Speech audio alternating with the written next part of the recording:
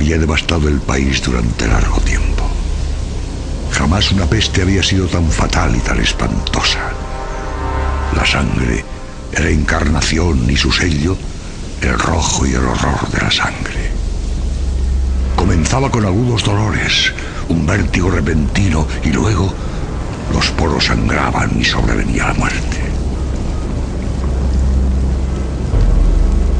Las manchas escarlata en el cuerpo y la cara de la víctima eran el bando de la peste, que la aislaba de toda ayuda y de toda simpatía, y la invasión, progreso y fin de la enfermedad, se cumplía en media hora.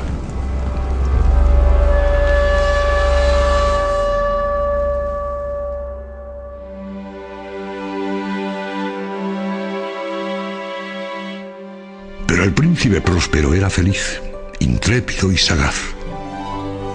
Cuando sus dominios quedaron semidespoblados, llamó a su lado a 1000 caballeros y damas de su corte y se retiró con ellos al seguro encierro de una de sus abadías fortificadas.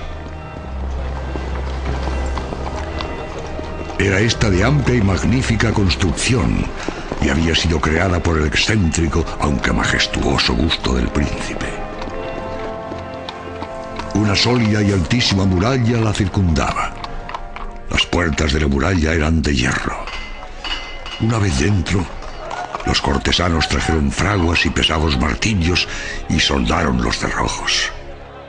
La abadía estaba ampliamente aprovisionada y con precauciones semejantes los cortesanos podían desafiar el contagio. El príncipe había reunido todo lo necesario para los placeres. Había bufones, improvisadores, bailarines y músicos. Había hermosura y vino. Todo eso y la seguridad estaban dentro. Fuera estaba la muerte roja.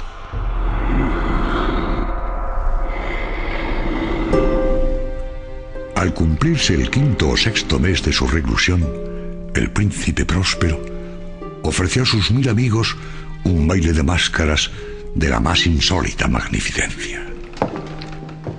Permítanme que les describa los 7 salones donde se celebraba.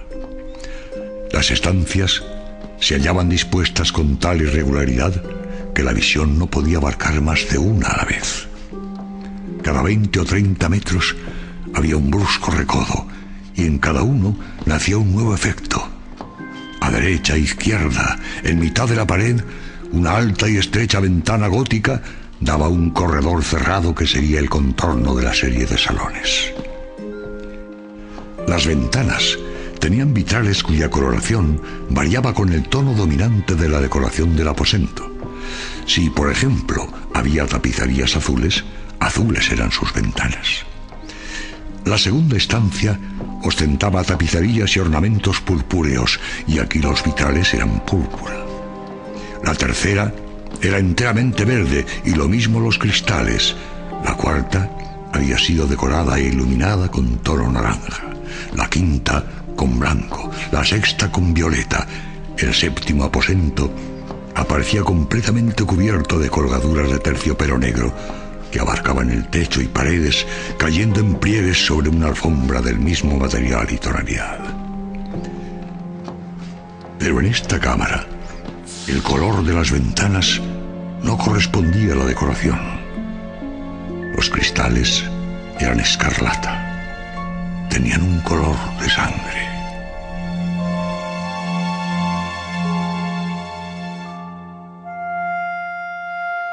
En aquellas 7 estancias no había lámparas ni candelabros. Las cámaras no estaban iluminadas con lámparas horañas, pero en los corredores paralelos a la galería y opuestos a cada ventana se alzaban pesados trípodes que sostenían un brasero cuyos reflejos se proyectaban a través de los cristales e iluminaban brillantemente cada estancia. Producían en esa forma multitud de resplandores tan vivos como fantásticos. Pero en la cámara del poniente, la cámara negra, el fuego producía un efecto terriblemente siniestro y daba una coloración tan extraña a los rostros de quienes penetraban en ella que pocos eran lo bastante audaces para poner allí los pies. En este aposento, contra la pared del poniente, se apoyaba un gigantesco reloj de ébano. Su péndulo se balanceaba con un resonar sordo, monótono, y cuando el minutero se había completado y la hora iba a sonar, de las entrañas de bronce del mecanismo nacía un tañido claro y resonante, lleno de música, mas su tono y su énfasis eran tales que a cada hora los músicos de la orquesta se veían obligados a interrumpir momentáneamente su ejecución para escuchar el sonido. Las parejas danzantes cesaban por fuerza sus evoluciones. Mientras aún resonaban los tañidos del reloj, era posible observar que los más atolondrados palidecían y los de más edad y reflexión se pasaban la mano por la frente, como si se entregaran a una confusa meditación o a un sueño. Pero apenas los ecos cesaban del todo, livianas risas nacían en la asamblea. Los músicos se miraban entre sí como sonriendo de su insensato nerviosismo, mientras se prometían en voz baja que el siguiente tañido del reloj no provocaría en ellos una emoción semejante. Pese a ello, la fiesta era alegre y magnífica.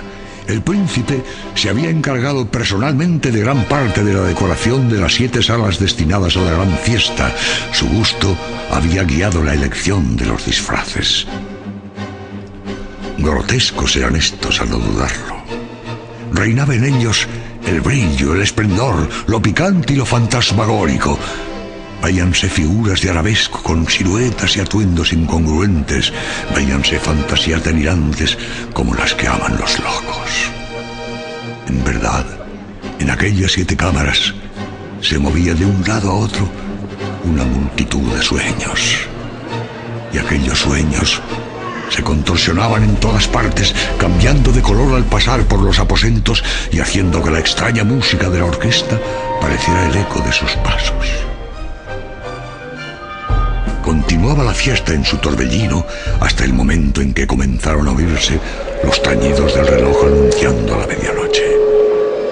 Cayó entonces la música, como ya he dicho, y las evoluciones de los que bailaban se interrumpieron, y como antes, se produjo en todo una sensación angustiosa.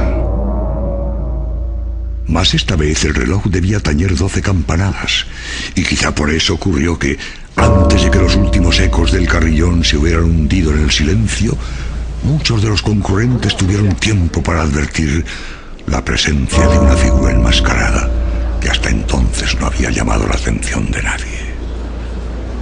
Y habiendo corrido en un susurro la noticia de aquella nueva presencia, alzóse al final un rumor que expresaba desaprobación, sorpresa y finalmente espanto.